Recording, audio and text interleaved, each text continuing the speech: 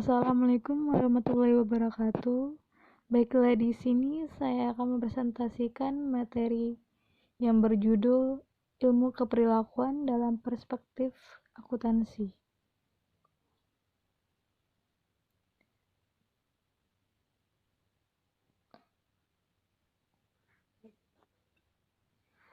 Sebelum itu saya akan memperkenalkan diri terlebih dahulu. Nama saya Leonita Dharma Putri dengan NIM C1C020033 kelas R009.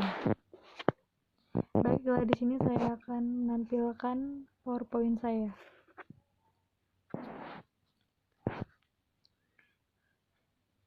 Ilmu Keperilakuan dalam Perspektif Akuntansi.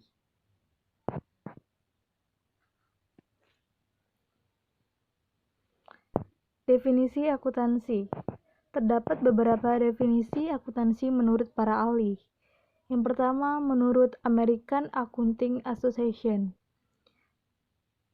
Akuntansi dikatakan sebagai proses pengidentifikasian, pengukuran, dan pengomunikasian informasi ekonomi untuk memungkinkan pembuatan pertimbangan dan keputusan oleh para pemakai. Yang kedua, menurut Siegel dan Marconi, tahun 1989. Akuntansi dikatakan sebagai satu disiplin jasa yang mampu memberikan informasi yang relevan dan tepat waktu mengenai keuangan perusahaan atau organisasi dan untuk membantu pemakai internal dan eksternal dalam proses pengambilan keputusan ekonomi.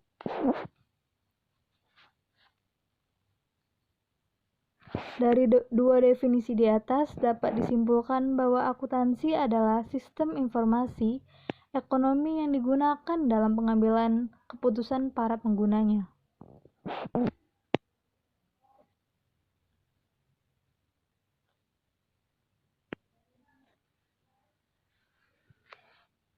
Kemudian, keperilakuan. Definisi keperilakuan menurut Bernard Berelson dan G.A. Steiner.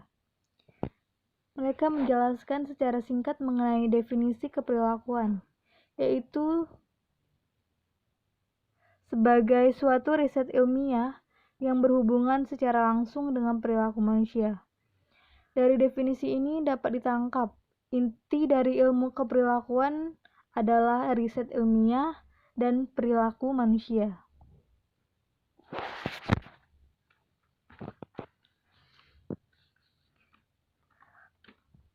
Riset bagian ilmu keperilakuan.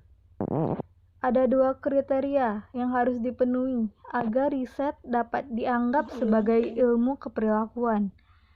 Yang pertama, riset tersebut berkaitan dengan perilaku manusia. Yang kedua, riset harus dilakukan secara ilmiah. Maksudnya di sini, riset tersebut harus berkaitan dengan perilaku manusia. Karena tujuan dari ilmu keperilakuan ini sendiri adalah mengidentifikasi kebiasaan yang mendasari manusia dan konsekuensi yang akan ditimbulkannya. Yang kedua ini mengenai riset harus dilakukan secara ilmiah. Maksudnya itu harus ada upaya sistematis untuk mendeskripsikan, menghubungkan, dan menjelaskan dan dapat memperkirakan sekelompok fenomena. Selanjutnya mengenai tujuan ilmu keperilakuan. Kemudian tujuan ilmu keperilakuan. Tujuannya untuk memahami, menjelaskan, dan memprediksikan perilaku manusia sampai pada generalisasi yang ditentukan mengenai perilaku manusia yang didukung oleh bukti empiris yang dikumpulkan secara impersonal melalui prosedur yang terbuka untuk peninjauan atau replikasi dan dapat dikelola oleh ilmuwan lainnya yang tertarik. Kemudian ruang lingkup. Menurut Siegel and Marr tahun 1989, ruang lingkup dari ilmu keperilakuan ada 3. Yang pertama, dampak perilaku manusia pada perancangan, penyusunan, penggunaan sistem akuntansi. Yang kedua, dampak sistem akuntansi pada perilaku manusia. Dan yang terakhir, metode untuk memprediksi dan strategi untuk mengubah perilaku manusia. Perspektif berdasarkan perilaku manusia, salah satunya psikologi. Psikologi merupakan ilmu pengetahuan yang berusaha untuk mengukur, menjelaskan, dan terkadang juga mengubah perilaku manusia. Slide selanjutnya.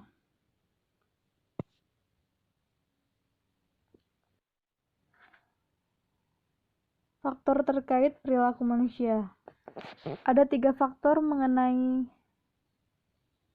perilaku manusia. Yang pertama, struktur karakter. Yang kedua, struktur sosial. Dan yang terakhir, dinamika kelompok. Struktur karakter ini mengacu pada ciri kepribadian, kebiasaan, dan perilaku individu.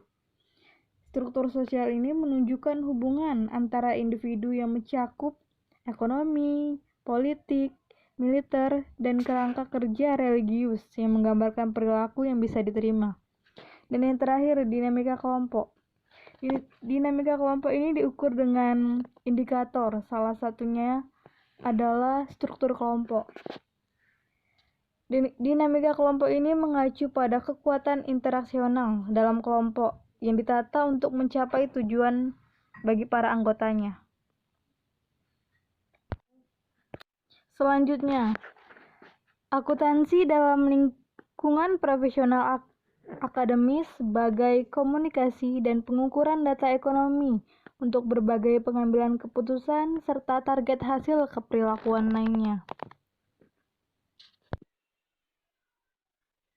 Kemudian, kontributor utama ilmu keperilakuan. Ada 3 kontributor, yaitu psikologi, sosiologi, dan psikologi sosial.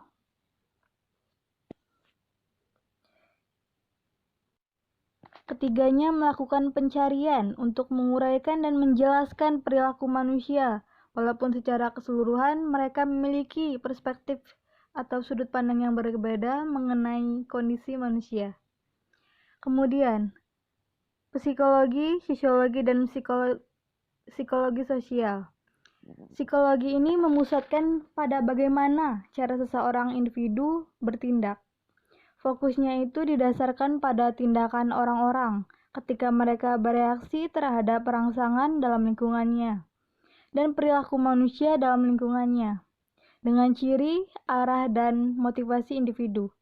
Sedangkan sosiologi dan psikologi sosial ini memusatkan perhatiannya pada perilaku kelompok sosial yang penekanan utamanya itu pada interaksi antara orang-orang dan bukan pada rangsangan fisik seperti pada psikologi tadi.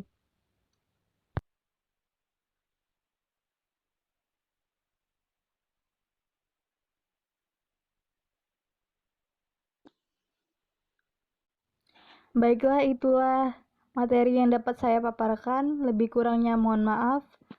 Wabillahi taufiq wal hidayah. Wassalamualaikum warahmatullahi wabarakatuh.